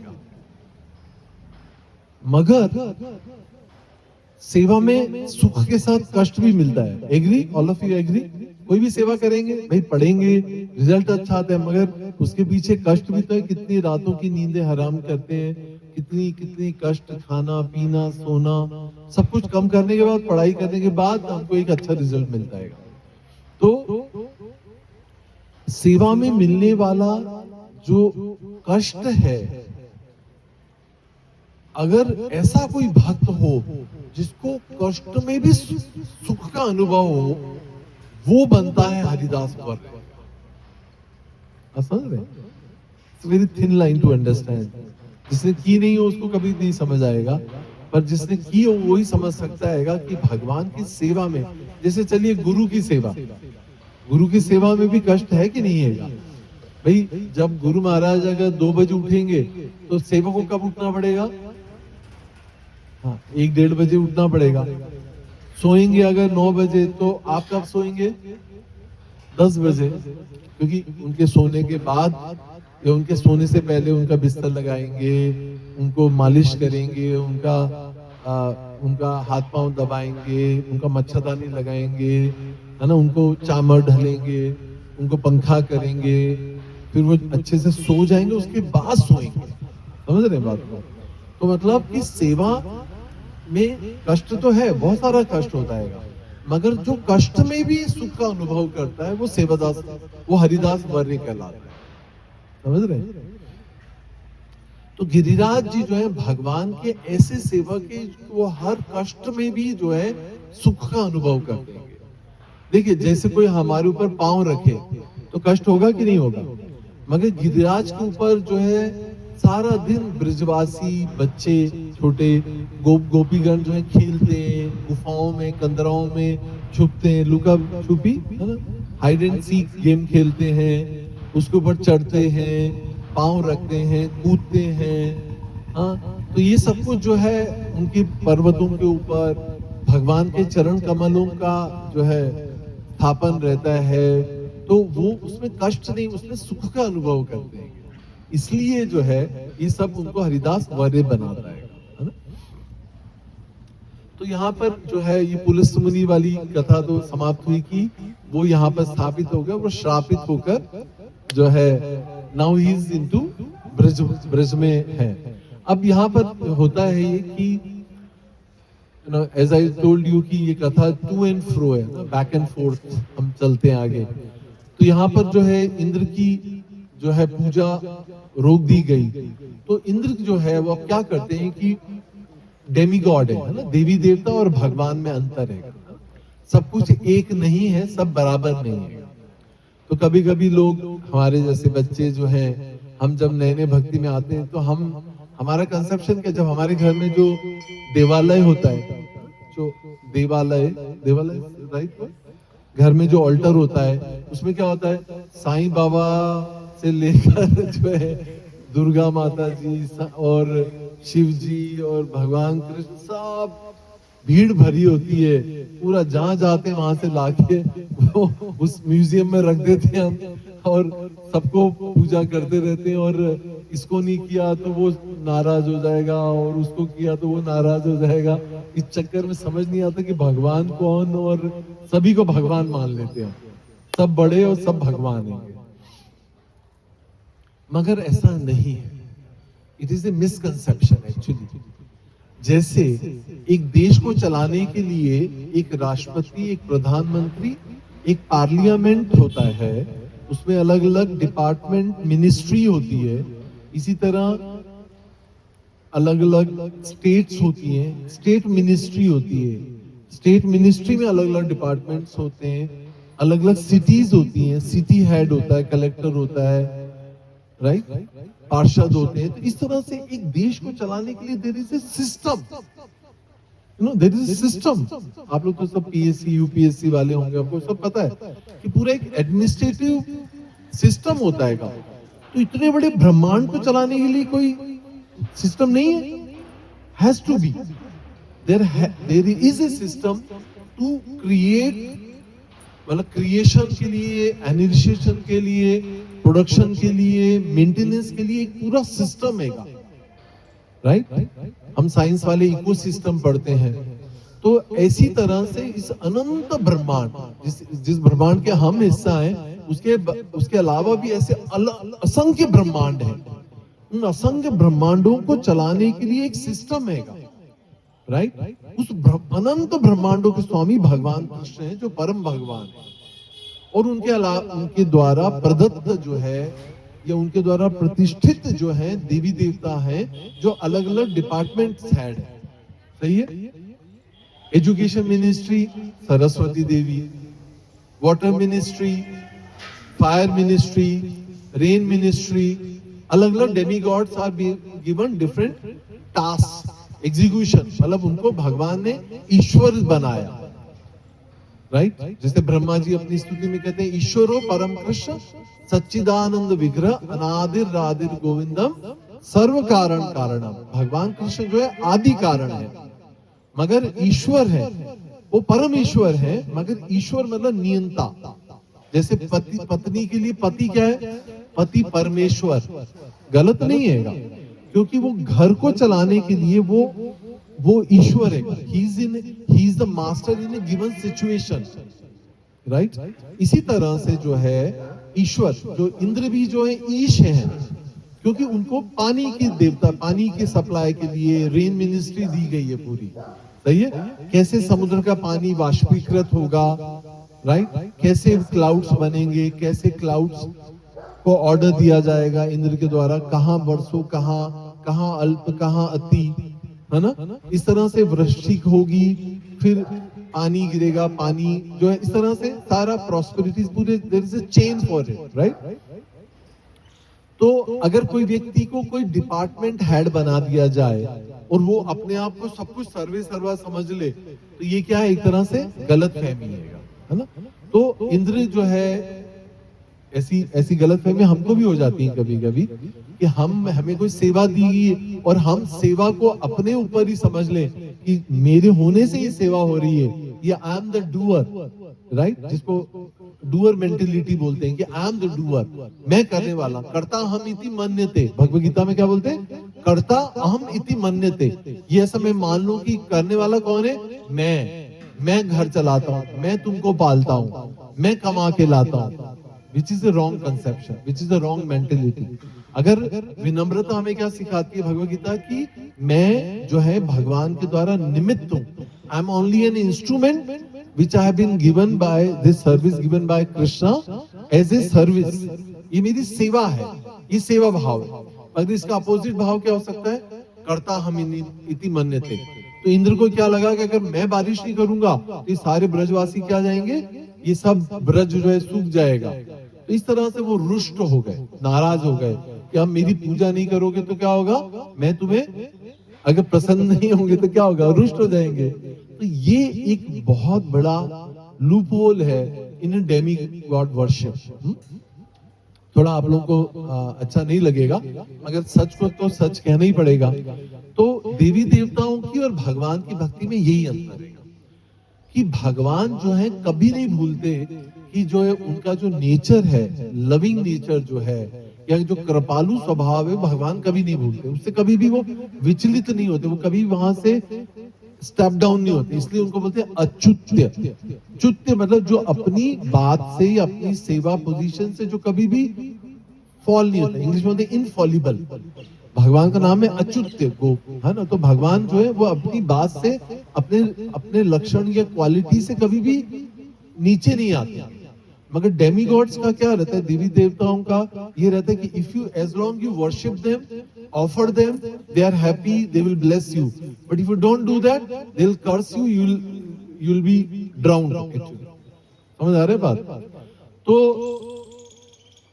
यहाँ पे इंद्र जो है वो रुष्ट हो जाते हैं और क्या करते हैं, संवर्तक बादल होते हैं। ऐसा बादल, अलग अलग प्रकार के बादल होते हैं, क्लासिफिकेशन है, पर हमारे लिए इतना ही जानना बहुत है कि संवर्तक बादल होते हैं जो प्रलयकारी बादल होते हैं, सॉरी बालक नहीं, बादल होते हैं।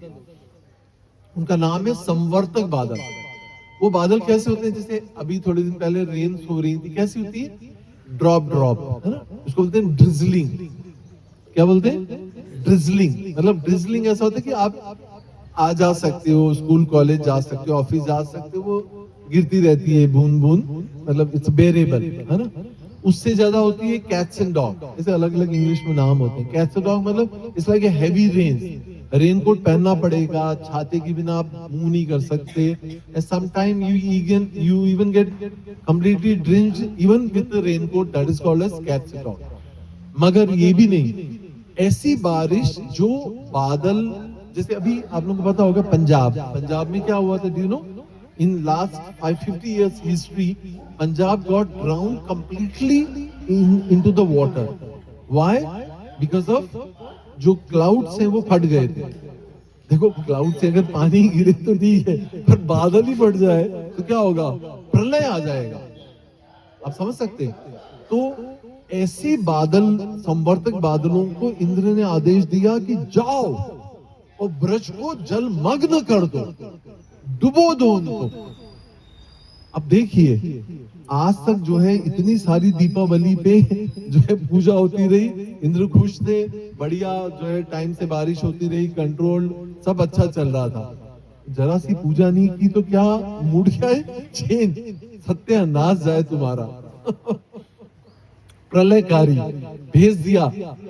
तो अब संवर्तक बादल जो है बड़े आश्चर्यचकित कि हमारा आह्वान इंद्र जब ही करते थे जब प्रलय आता था। अभी तो काल के प्रभाव के हिसाब से प्रलय का कार्य नहीं है। ब्रह्मा जी का जो है दिन खत्म नहीं हुआ है, प्रलय का टाइम आया नहीं है। ब्रह्मा जी की लाइफ में दो प्रकार के प्रलय होते हैं, एक बोलते हैं हाफ एनिलेशन, एक फुल एनिलेशन होता है। तो जो है अभी ये समय अनटाइमली जो है इंद्र जो आदेश दे रहेंगे, तो ये जो बादल, ये जो पानी वो कैसा गिरता है, जैसे ये तना है ना, इसको लाइक कॉलम की तरह पानी गिरता है। इमेजिन कि पानी कैसा गिर रहा है, कॉलम की तरह, जिस ऊपर से कॉलम्स गिर रहे हैं, बूंद नहीं, धारा नहीं, पर कॉलम्स की तरह पानी गिर रहा था ऊपर से। तो कुछ बच सकता है ब्रज में? तो सब लोग त्राहिमाम करते हुए भगवान, क्योंकि ब्रजवासियों के प्राण धन कौन है, भगवान कृष्ण, आश्रय उनका एकमात्र आश्रय है, वो है भगवान कृष्ण। और भगवान कृष्ण ने गोवर्धन को जो है इस तरह से क्यों उठाया, अपने ब्रजवासियों की रक्षा के लिए, है ना। तो ब्रजवासियों की रक्षा के लिए जब ये सब त्राहिमाम करते आए, तो भगवान का आश्रय लिया, भगवान के चरण कमलों का आश्रय किया, तो भगवान ने उनको शरण दी इस प्रकार से। क्यों शरण दी? क्योंकि उनका अपना कोई इंद्रिय भोग का कोई प्लान नहीं है। ब्रजवासी क्या होते हैं, जो भगवान की इच्छा ही उनकी इच्छा है। So they have no independent plan like us, है ना। हम भले भक्ति कर रहे हैं बट हमारा इंद्रिय भोग का अलग से सेपरेट प्लान रहता हैगा। हाँ ठीक है, भगवान का नाम जप करना है, पर प्रभु जी शादी तो करनी पड़ेगी ना। मतलब मैं जवान हूँ, मैरिज करूंगा और बच्चे तो होने ही चाहिए, तो फिर फैमिली लाइफ होगी, फिर घर बनाऊंगा, फिर लोन लूंगा, फिर गाड़ी लूंगा, फिर कार लूंगा। तो मतलब we have back of mind a separate plan for our sense gratification. हाँ भक्ति तो हम कर लेंगे क्योंकि हम कृष्ण भावनाव्रत में आ गए, आपके संपर्क में आ गए, इस्कॉन के संपर्क में आए, तो भक्ति तो हम करेंगे, बट मेरा अपना सेंस ग्रेटिफिकेशन का प्लान भी है। पर ब्रजवासियों के लिए ऐसा नहीं है। जो भगवान ने कहा, जो भगवान की इच्छा ही उनके लिए सारा प्लान रहेगा। They have no separate plan. इसलिए भगवान उनको ऐसे शरणागत भक्तों का शरण प्रदान करते हैं, शरणागत है वो, है ना। तो जो है जब इस प्रकार से जो है त्राहिमाम करते हुए जब पूरा ब्रज बाहर, जैसे इस बगीचे के बाहर कोई पानी की बूंद भी नहीं थी, मगर ये ब्रज की सीमा थी, और पानी कहाँ गिर रहा था, सिर्फ इस ब्रज में गिर रहा था। Can you imagine? इतना, जैसे कई बार ऐसा होता है कि पलासिया पे पानी गिरता है, टावर चौरा पे पानी नहीं गिरता। तो आजकल इस तरह से पानी भी बड़ा सेक्टेरियन हो गया है ना। तो इस प्रकार से जो जब इतना प्रलयकारी हुआ, तो जैसे जो गाय हैं, है ना, तो हम जैसे यहाँ पे चित्र में दिख रहा है आपको, can you see the cows and all the living entities from everyone, मतलब वहां पे विजिबल नहीं है, मगर गायों ने और सारे ब्रजवासियों ने भगवान की शरण ली, राइट। ऐसे हमारे आचार्य बोलते हैं कि ये जो गोवर्धन लीला, इसका प्रयोजन क्या था? इंद्र का मान भंग? नहीं नहीं, ये तो एक एक्सटर्नल कारण हो सकता है, मगर एक आंतरिक कारण है जो मुझे बहुत पसंद है। ऐसा होता है कि जब भगवान, अभी हमने गोपाष्टमी में कथा की थी, तो उसमें हम पढ़ते क्या है कि जब भगवान जो है गोपाष्टमी कब क्यों मनाते हैं, कोई बताएगा? जब भगवान 5 साल के हो जाते हैं, तो भगवान वत्स पालक से क्या बन जाते हैं? गोपाल बन जाते हैं, है ना। आज से जो है, जो छोटे बछड़ों को चराने की बजाय भगवान क्या करेंगे, बड़ी गायों को लेकर डीप फॉरेस्ट में जाएंगे, डीप फॉरेस्ट में दूर जाएंगे। तो वृंदावन से गोवर्धन जाएंगे। आप सोचिए, भगवान रोज गोवर्धन जाते थे गायों को लेके, और संध्या तक लौट आते थे।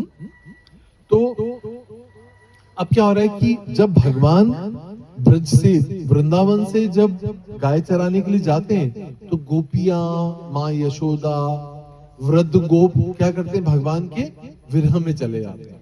क्योंकि भगवान कब देखने को मिलेगा उनको?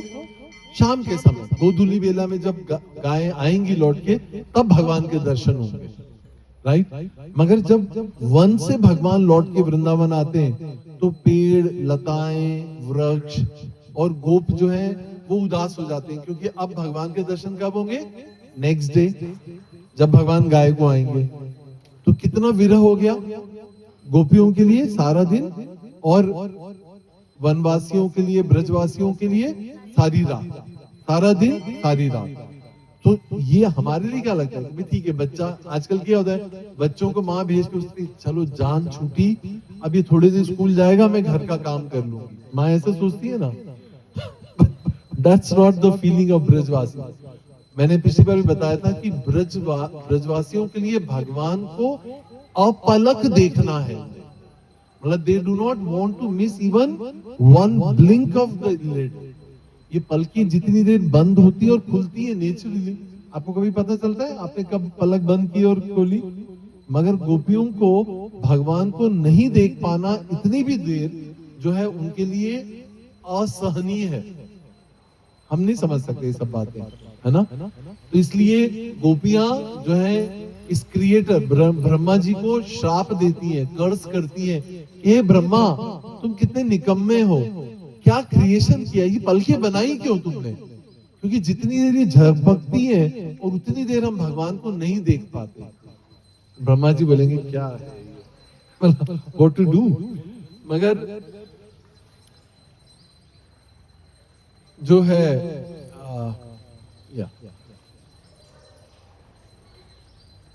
just trying to recall where I was. Where was I? हाँ हाँ, तो ये विरह जो है,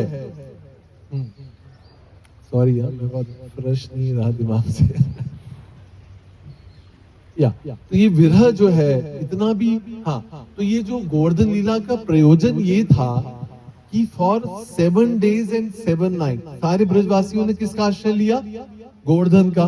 भगवान ने गोवर्धन को उठा लिया। तो ये सारे, अगर आप इस चित्र को बहुत ध्यान से देखेंगे, बहुत ध्यान से देखेंगे तो आप देखेंगे कि यशोदा माँ, राधा रानी, गोपियां सब किसको देख रही है? भगवान कृष्ण को देख रही है और पलक देख रही है। कितनी देर?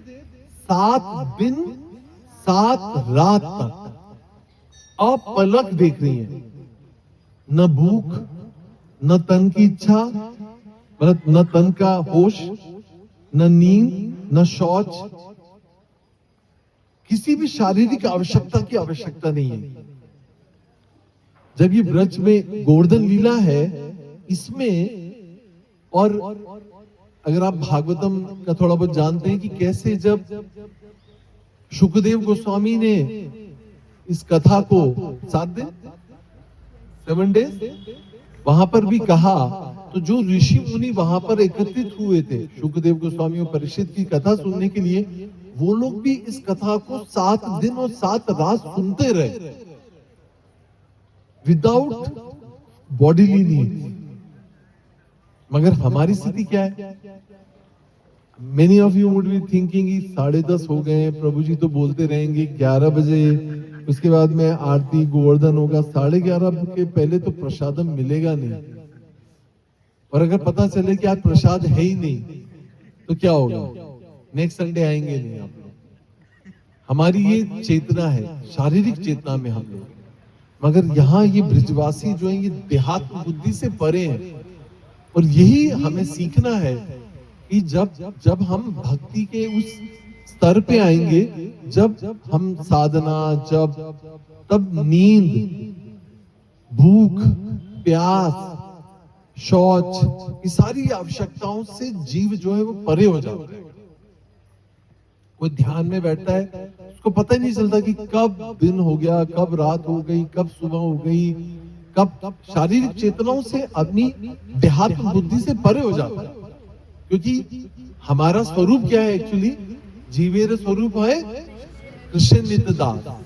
क्योंकि हम पूर्ण रूप से आध्यात्मिक है, इस समय हमने शरीर को धारण किया है हम सभी ने, इसलिए शरीर की कुछ धर्म है, भूख, प्यास, नींद आदि, पर जब हम अपने स्वरूप में व्यवस्थित होंगे, सिद्ध स्वरूप में, तब हम इस देहात्म बुद्धि की शारीरिक आवश्यकताओं से पूरे ऊपर हो जाएंगे, राइट? और ये यहाँ पे ये ब्रिजवासी दिखा रहे हैं कि जब भगवान कृष्ण का संग प्राप्त होता है, भगवान सामने होते हैं, तो कोई भी देहात्म बुद्धि से जो आवश्यकता, देह की जो आवश्यकता होती है, उससे जीव जो है वो परे हो जाता है। और ये भगवान ने उनकी ये लीला क्यों की? क्योंकि ब्रिजवासी जो है इस विरह को महसूस करते थे कि जब दिन में गोपियां उनको देख नहीं पाती थी और रात में जो है ब्रजवासी देख नहीं पाते थे उनको, है ना? तो ये जो है उनका संग कर सके, उनको देख सके। Not even the cowherd boys and girls, but even cows are like gazing at, not grazing, but gazing at Krishna unstopped, you know. और पलक एक तरह से जो है भगवान को देख रहे हैं, क्योंकि भगवान के दर्शन से जो सुख प्राप्त होता है, जो भगवान का कृपा प्राप्त होती है, कि उसका वो पूरा आस्वादन कर रहे हैं इस लीला में। ये गोवर्धन लीला का उद्देश्य है। साइड लाइंस है कि जो है इंद्र को मान को भंग करना या कुछ और भी था। तो यहाँ पर क्या हुआ कि जब इंद्र कुपित हो गए, तो इंद्र ने इस प्रकार समर्थक बादलों को जो है भेजकर जो है पूरे ब्रज को जो है डुबो डाला। तो आप सोचिए कि मतलब अगर तुम मेरी पूजा करो नहीं तो मैं तुमको मार डालूंगा। मेंटेलिटी देखना जरा, सुनने में अच्छा नहीं लग रहा होगा, मगर या तो मेरी पूजा करो या मैं तुम्हें मार डालूंगा। भगवान कृष्ण समझ गए कि भाई इंद्र जो है, मतलब he is not into his senses, ये होश में नहीं हैगा, ये अपने दंभ में बहुत ज्यादा अपनी पोजीशन है, इसका मान भंग करना पड़ेगा।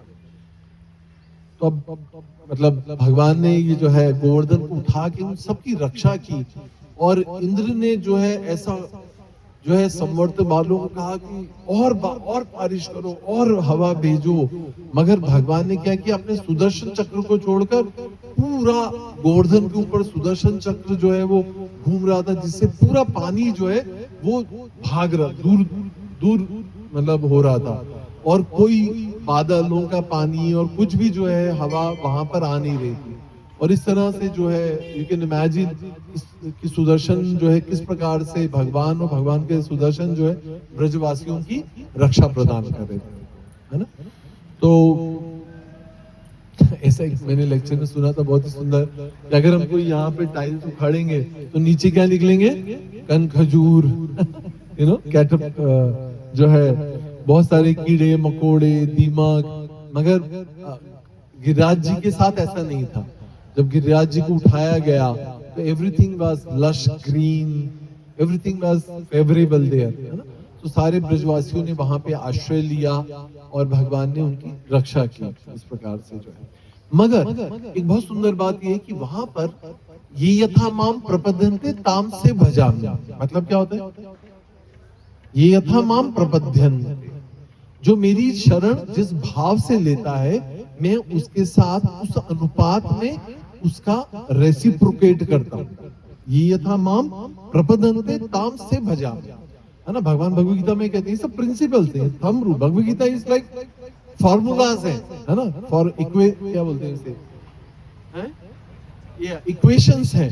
इन इक्वेशंस का एप्लीकेशन से पास्ट है, नाम रूप गुण और लीलाएं। लीलाएं जो है वो इन इक्वेशंस का एग्जीक्यूशन है, समझ आ रहा है। तो अब अलग अलग जो ब्रजवासी से वो अलग अलग भाव में देख रहे थे। यहाँ इस पिक्चर को देखते रहिए। यशोदा सोच रही है वो मेरा लाला जिसके अष्ट प्रहर सेवा होती है। भगवान की कैसी सेवा होती है, अष्ट प्रहर।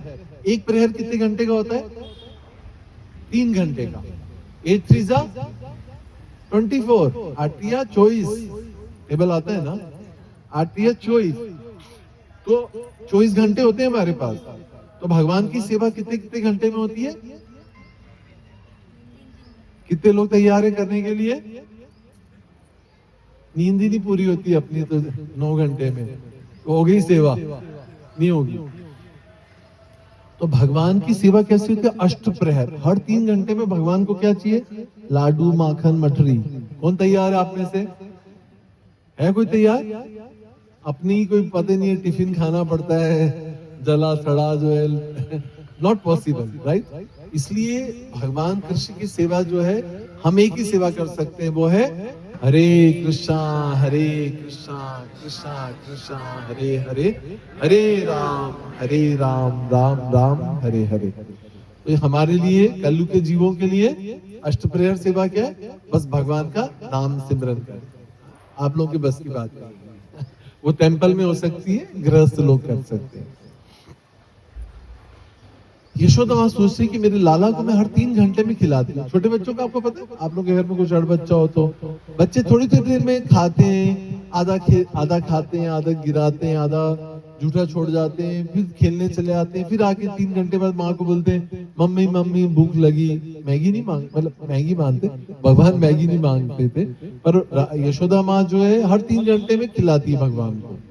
और भगवान ने कितने दिन से नहीं खाया, उठा के रखा है गिरिराज जी, तो कितने दिन से नहीं खाया, 7 दिन से। और कितनी सेवा है, 8 बार की, तो 7 8 56। इसलिए भगवान को क्या भोग लगाया जाता है, अब समझ आ गया। ये 56 भोग कोई भी देवी देवता को नहीं लगता, कोई लगाए तो मतलब इससे चीटिंग है वो, पर ये 56 भोग किसका अधिकार है, भगवान कृष्ण, इसलिए 56 भोग लगता है ना। तो यशोदा माँ सोच रही कि ये लाला 7 दिन से कुछ खाया नहीं है तो कितना कमजोर हो गया होगा, और ऐसा नहीं हो कि गिरिराज जी गिराई दे हम पे ही, हम सब फ्लैट हो जाए।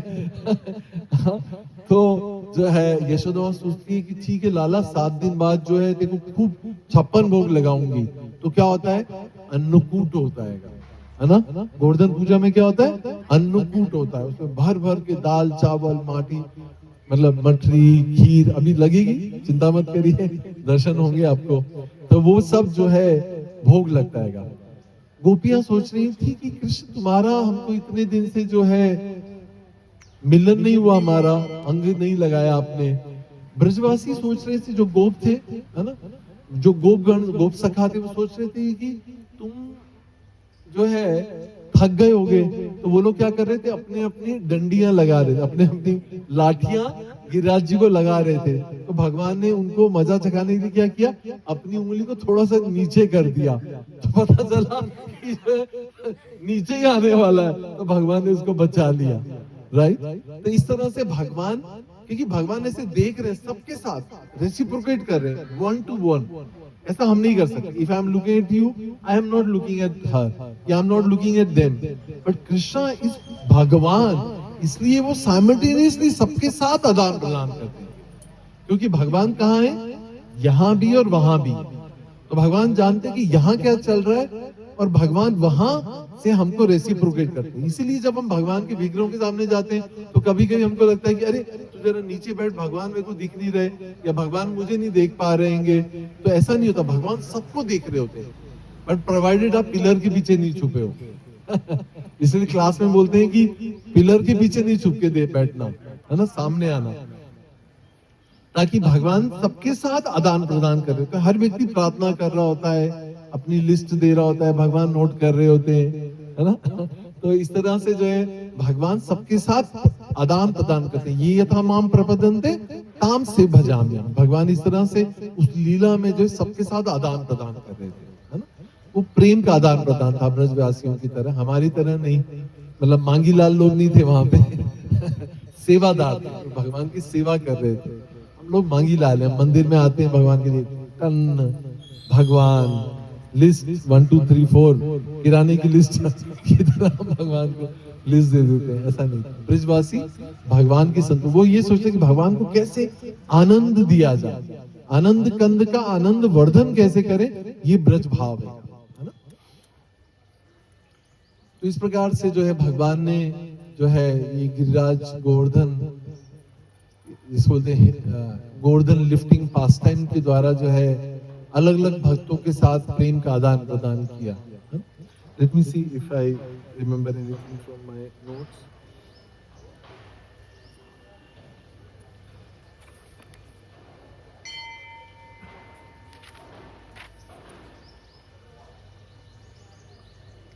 या जस्ट कमिंग टू, सो जब इंद्र ने देखा कि भगवान उसके पूरे अथक प्रयास के बाद भी जो ब्रजवासियों का बाल भी बांका नहीं कर पाए, नहीं, तो इंद्र को ये बात समझ आ गई कि हो ना हो ये ब्रजवासी जो है ये कोई सामान्य जीव नहीं हो सकता। He has to be the supreme personality of God. ये कोई और नहीं है, पर भगवान कृष्ण है, जो मेरे स्वामी और मेरे इष्ट हैं। राइट। तो जब हमको अपनी गलती समझ आती तो क्या होता है, क्या होता है, प्रायश्चित के भाव, माता जी ने सही बोला, प्रायश्चित, एटोनमेंट, प्रायश्चित के भाव में हम आ जाते हैं कि बाबा गलती हो गई, बड़े आदमी से पंगा कर लिया, अब क्या होगा, अब मेरा क्या होगा, तुम्हारा क्या बोलते हैं, तुम्हारा तेरा क्या होगा कालिया। तो इंद्र को लगा कि भाई, तो लगता है कि अब तो बहुत बड़ी गलती हो गई, अब मेरा क्या होगा, पोस्ट गई इंद्र की, अब तो फिर झाड़ू ही लगाना पड़ेगा। तो इंद्र जो है, अब इंद्र है तो क्या करते हैं कि वो बड़े इंटेलिजेंट है, वो जाते हैं सुरभि को लेकर, गाय, क्योंकि गोविंद गाय, भगवान कृष्ण गोपाल है, तो उनको सबसे प्रिय क्या है, अगर किसी को प्रसन्न करना हो तो क्या करना होगा, उसकी फेवरेट चीज लेके जानी पड़ेगी। पत्नी को प्रसन्न करना है तो क्या करना होगा, साड़ी लेके जाओ या कुछ रसगुल्ला लेके जाओ। जैसे जगन्नाथ जब लौटते हैं, लक्ष्मी जी नाराज हो जाती हैं, तो पता क्या करते हैं, लक्ष्मी जी को प्रसन्न करने के लिए जगन्नाथ क्या लेके आते हैं, सोना पहन के आते हैं, सोना वेश बोलते हैं उसको, सोना पहन के आते हैं, सोना देते हैं, साड़ी देते हैं और रसगुल्ले देते हैं लक्ष्मी जी को, तो लक्ष्मी जी प्रसन्न हो जाती है। इसी तरह से इंद्र को समझ आता है कि अब गलती तो हो गई है, तो अब भगवान कृष्ण से माफी कैसे मांगी जाए।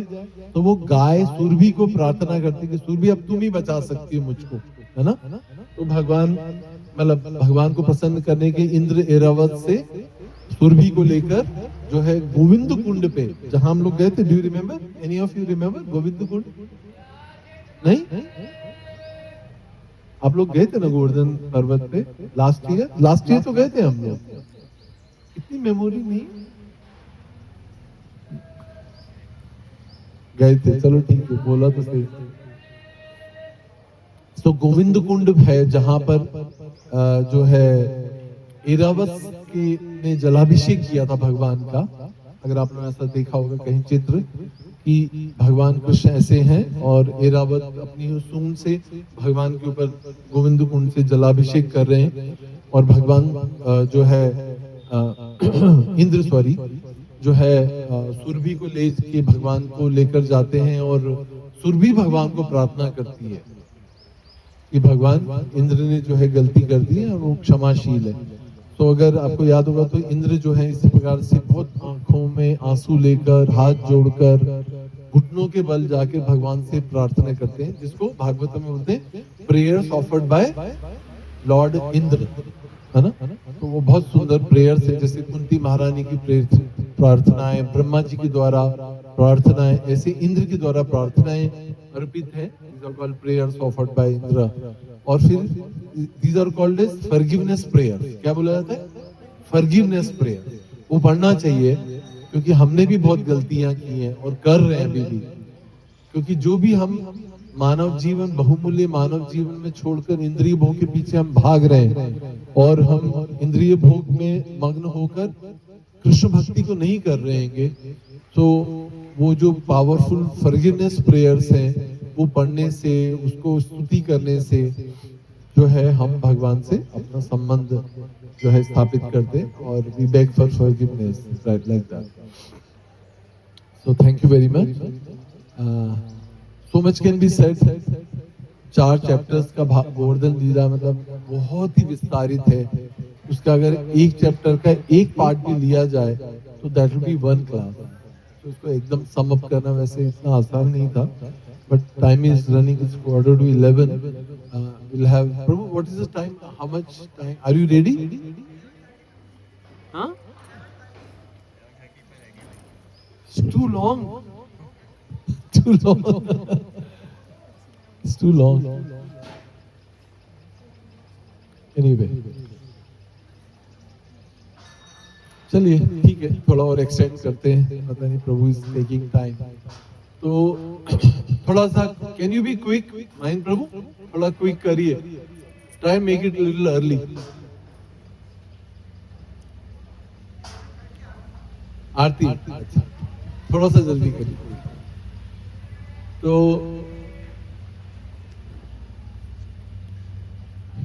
एक और पास टाइम जो गोवर्धन से संबंधित है या गोवर्धन पूजा से संबंधित है, आपको पता है वल्लभ संप्रदाय, कितने लोगों ने सुना है? वल्लभाचार्य के बारे में सुना है? वल्लभ संप्रदाय, श्रीनाथ जी पता है? श्रीनाथ जी, वो जगह का नाम क्या है? श्रीनाथ धाम, नाथ द्वारा। ओके, कितने लोग आप में से हाथ खड़ा करिए नाथ द्वारा गए हुए हैं? बहुत कम लोग गए। तो कभी हम प्लान कर सकते हैं नाथ द्वारा जाने के लिए। नाथ द्वारा जो है वहां पे जो विग्रह है वो श्रीनाथ जी कहलाते हैं। एक्चुअल नाम उनका कैसा है? गोपाल। उनका नाम क्या है? एंड गोपाल जी की विग्रह कैसे, कौन बताएगा? ये विग्रह जो है मूल विग्रह कैसे? श्रीनाथ जी के ये गोवर्धन को धारण करने की लीला का। और इस विग्रह का निर्माण किसने किया था? भगवान के पड़पोत्र वज्रनाभ ने किया। किसने किया था? वज्रनाभ जो है भगवान कृष्ण के पड़पोत्र हैं। तो उन्होंने जो है वज्रनाभ ने जो है इन विग्रहों का निर्माण किया और उनको स्थापित किया था। मगर मुगलों के आक्रमण के समय ब्रज का, आपको पता है ना, हम मथुरा जो है दिल्ली से बहुत पास है ना। तो जब मुगल जो है बहुत पावरफुल हुए और मुगल साम्राज्य जो है विस्तारित हो रहा था चारों दिशाओं में, तो उन्होंने मथुरा नगरी पर भी आक्रमण किया था, है ना, वृंदावन पे, मथुरा पर। तो वहां के जो मूल विग्रह हैं वो ज्यादातर जो है ट्रांसपोर्ट कर दिए गए थे राजस्थान में, है ना। तो नाथद्वारा कहाँ पर है? उदयपुर में, पता है ना। श्रीनाथ जी जो विग्रह हैं नाथद्वारा, ये कहाँ पे? उदयपुर में विग्रह हैं। तो ये विग्रह जो है उस समय मुगलों के आक्रमण के समय भक्त क्या करेंगे अपने भगवान को बचाने के लिए? उनको जो है कुछ एक्सकेवेट करके, खोद के गड्ढा, है ना, झाड़ियों में उनको छुपा के, मिट्टी से ढक के, उन विग्रहों को प्रोटेक्शन करने के लिए पेड़ पौधे, झाड़ियां, उन सब से ढक के जो है भक्त लोग जो है वो चले गए। और वो कई डिकेट्स के बाद जो है एक दिन माधवेंद्रपुरी जो है ना, माधवेंद्रपुरी नामक जो आचार्य हैं हमारे, वो जब ब्रज मंडल में प्रवेश किए तो उनको स्वप्न में गोपाल जी ने आकर ये कहा, आदेश दिया कि मैं जो है इन झाड़ियों में बहुत समय से जो है ग्रसित हूं, यहाँ पर ताप है, गर्मी है, भोजन नहीं है, तो आप मुझे यहाँ पर मुझे निकालिए। तो उसके अलग अलग पास टाइम्स हैं। एक पास टाइम में ऐसा भी बताया जाता है कि एक गाय थी जो एक टीले के ऊपर जाकर दूध जो है वो अपना सारा थनों से डाल देती थी, और जब वो गौशाला में आती थी तो जो उसका ग्वाला है वो जब दूध निकालने के लिए जाता तो देखता कि दूध नहीं है। तो उसे लगा कि इतनी दुधारू गाय है, इसका बछड़ा भी है, तो सारा दिन ये घास चढ़ती है तो दूध जाता कहाँ है, राइट। उसको जिज्ञासा हुई तो उसने कहा कि आज मैं जो है इस गाय को चेस करूंगा, देखूंगा कि इसका दूध कौन निकाल लेता है। तो वो गाय क्या करती थी कि एक पहाड़ी टीले के ऊपर जाकर अपना सारा थनों से दूध जो है वहां पर डाल देती थी। और दूध कौन था उस टीले के नीचे? गोपाल जी। गोपाल जी को सींच रही थी वो गाय। तो वो बहुत दिनों तक ऐसा देखता रहा, तो उसने कहा कि उसका जिज्ञासा हुई उसने भाई। और उसी समय कोइंसिडेंटली ये भी समय हुआ कि जब जो है माधवेंद्रपुरी को ये पता चला कि ये जो जगह है जहाँ पर भगवान गोपाल जी जो है वो इस किले के नीचे छुपे हुए हैं, मतलब उनको यहाँ पे कवर करके रख दिया गया।